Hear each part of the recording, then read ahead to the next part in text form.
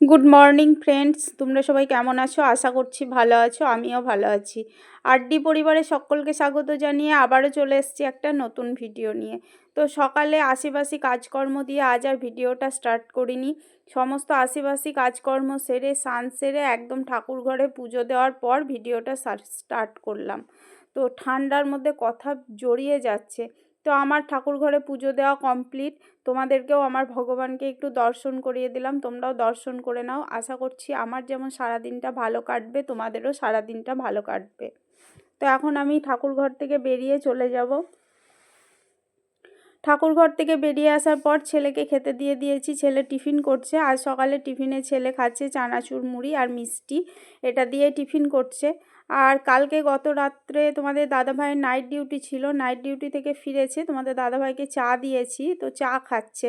হয়তো বলবে যে দিদিভাই দাদাভাইকে এরকম দেখাচ্ছে কেন? এক হচ্ছে নাইট ডিউটি করেছে, তার উপরে একটু কাজে বেরোবে, ওই জন্যে ওইভাবে বসে চাটা খাচ্ছে। আর ডিউটি থেকে ফেরার পথে তোমাদের দাদাভাই নিয়ে এসছে চিকেন। হাই করে দাও।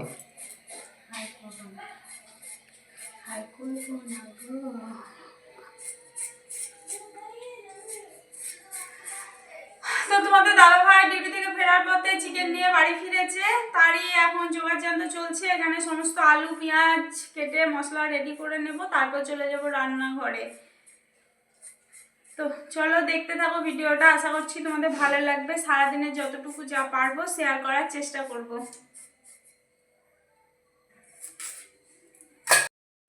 তো দেখো এখানে পেঁয়াজটা ভাজা চলছে অলরেডি। আর তোমাদের দাদাভাই বললাম না একটু কাজে বেরোবে, কাজে বলতে কি বলো তো বন্ধুরা, তোমাদের দাদাভাইকে পাঠিয়েছি একটু বাজারে, বললাম কয়েকটা গাঁদা ফুলের গাছ কিনে নিয়ে আসো। তো সেই গাঁদা ফুলের গাছ কেনার জন্যে বাজারে গেছে, আর আমি এখানে রান্না আরম্ভ করে দিয়েছি।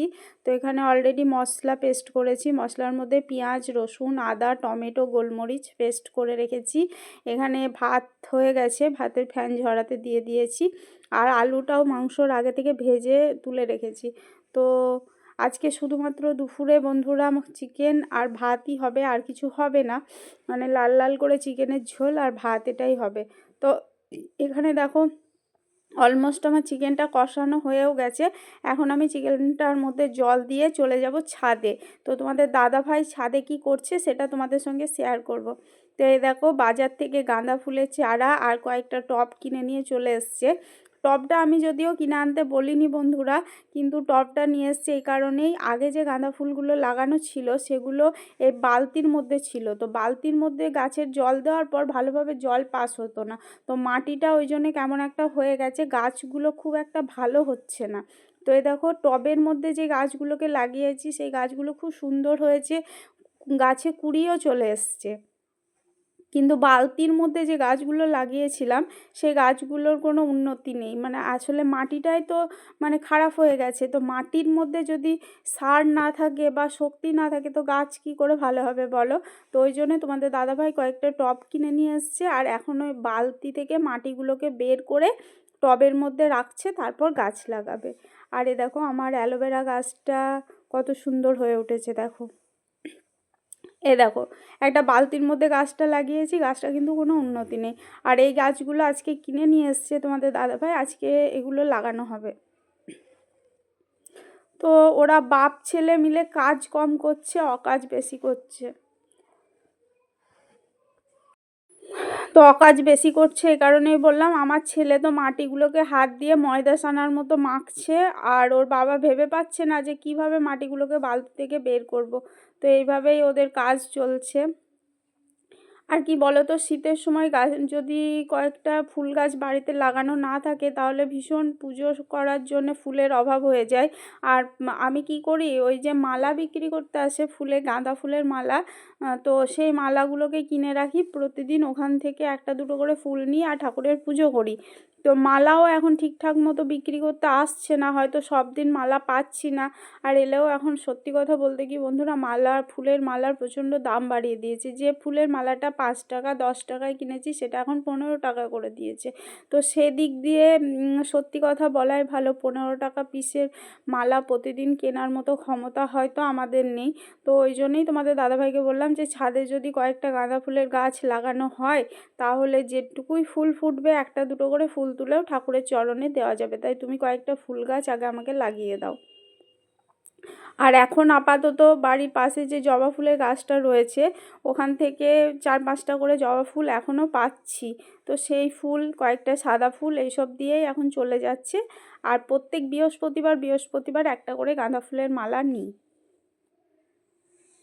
তো চলো, আমি বেশি বকবক করবো না, তোমরা শুধু দেখতে থাকো যে ওরা বাপ ছেলে মিলে কি করছে।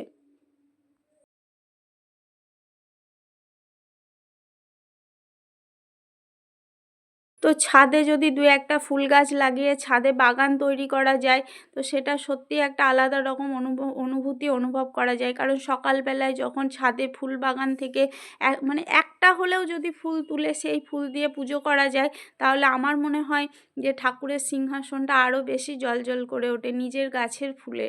তো ফুল কিনে পুজো করা বা অন্য কোনো জায়গা থেকে ফুল নিয়ে এসে পুজো করার থেকে নিজের গাছে ফুল তুলে পুজো করার একটা আলাদা অন্যরকম অনুভূতি।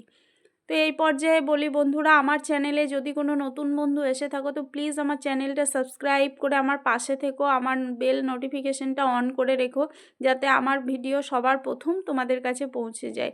আর যারা অলরেডি এই কাজটা করে রেখেছো তাদেরকে জানাই অসংখ্য অসংখ্য ধন্যবাদ।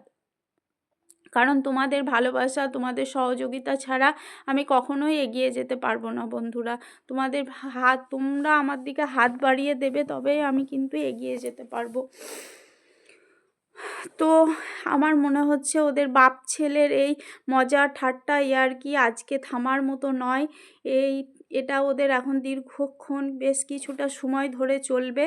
তো সবাই ভালো থেকো, সুস্থ থেকো। আজকের মতো ভিডিওটা এখানেই শেষ করছি।